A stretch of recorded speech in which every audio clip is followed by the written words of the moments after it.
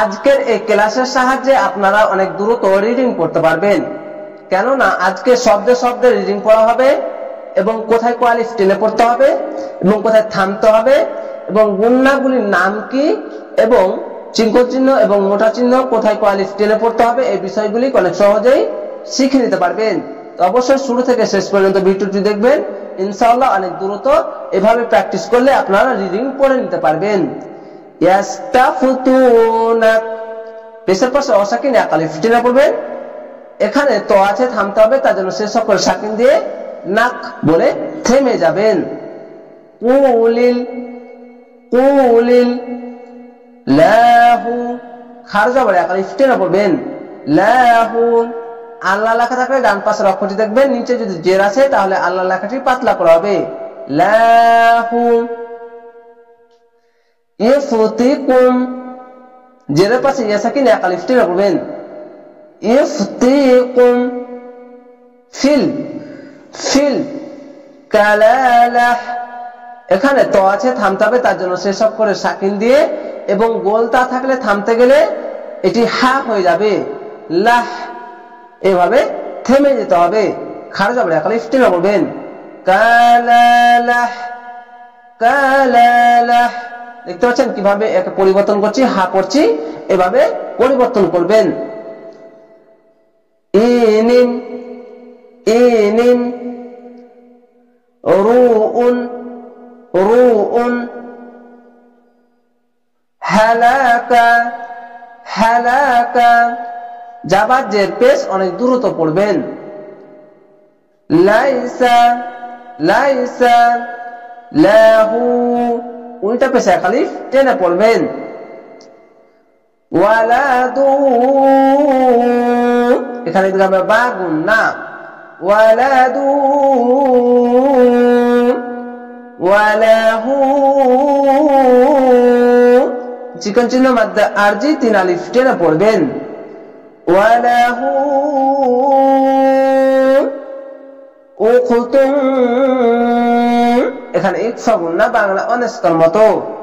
উখতুন ফালাহা যাওয়ার পাশে খালি আলিফ এক আলিফ টেনে পড়বেন। নিসফু নিসফু মাতা এখানে যাবার পাশে খালি আলিফ এক আলিফ টেনে পড়বেন। মাতারাক এই শেষ অক্ষর সাকিন দিবেন, কেন এখানে জিম আছে থামতে হবে, তার জন্য শেষ অক্ষর সাকিন দিয়ে রক বলে থেমে যাবেন। মাতারাক ওয়াহুয়া ওয়াহুয়া ইয়ারিসুহা এখানেও চিকন চিহ্ন মাদ্দা আরজি 3 আলিফ টেনে পড়বেন। ইল্লাম ইল্লাম ইয়াকুল্লাহা যাওয়ার পাশে খালি আলিফ এক আলিফ টেনে পড়বেন। ওয়ালাদ এখানে কলকলা দুই জাবার দুই জের এবং জাবার জের পেশ এগুলো থাকলে এই দালের উপরে কলকলা করতে গেলে শেষ অক্ষর সাকিন দিবেন, কেন এখানে থামতে হবে, তো আছে তার জন্য শেষ অক্ষর মনে মনে সাকিন দিয়ে লাদ এভাবে ধাক্কা মেরে নিচে সাউন্ড আসবে। ওয়ালাদ এভাবে ধাক্কা মেরে কলকলা করবেন। ফাইন এখানে ইকফা গুণ বাংলা অনেস্কর মতো। কানাতাস এই সায়ের সঙ্গে মিলবে, যাওয়ার পাশে খালি আলিফ এক আলিফ টেনে পড়বেন। ফাইন কানাতাস নাতাইনি নাতাইনি ফালাহুমাস একটি অক্ষর আছে ওর সঙ্গে মিলালাম, এই যে এই সায়ের সাথে মিলাতে হয়েছে। সুলুসানি খারজা বলে আলিফ টেনে পড়বেন। সুলুসানি মিম্মা যাওয়ার পাশে খালি আলিফ এক আলিফ টেনে পড়বেন, এখানে ওয়াজিব গুণ না।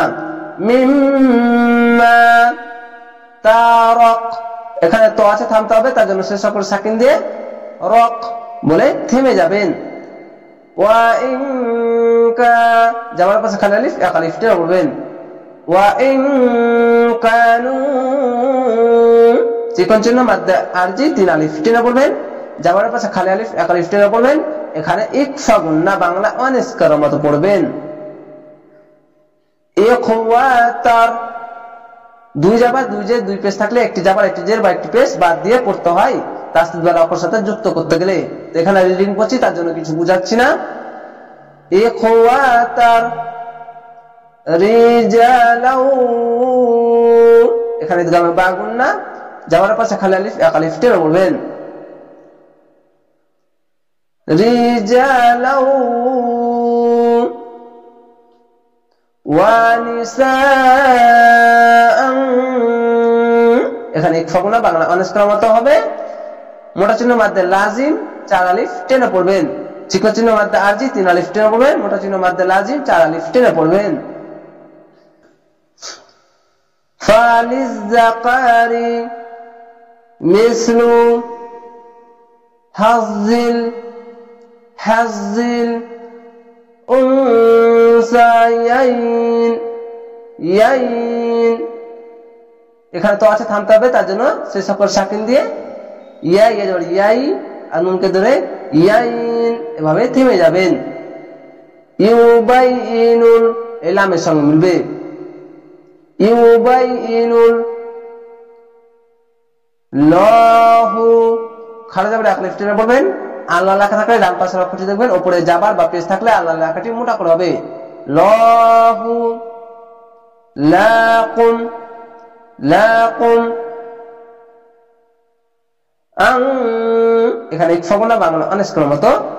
আন তাদিল্লু, এখানে তো আছে থামতে হবে, তার জন্য 3 আলিফ বা 2 আলিফ টেনে থেমে যাবেন।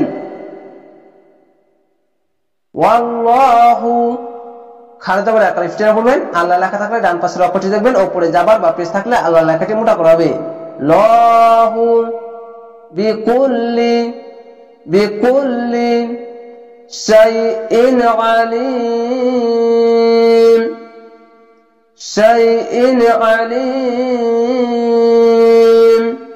আশা করি আপনারা এভাবেই ক্লাসগুলো দেখবেন, অনেক দ্রুত রিডিংও পড়তে পারবেন এবং বানান করে ক্লাসে এই বিষয়গুলি অনেক সহজেই তুলে ধরা হচ্ছে। তো অবশ্যই চ্যানেলটিকে সাবস্ক্রাইব করে রাখবেন পরবর্তী ভিডিও দেখার জন্য। ভালো থাকেন, সুস্থ থাকেন। আসসালামু আলাইকুম।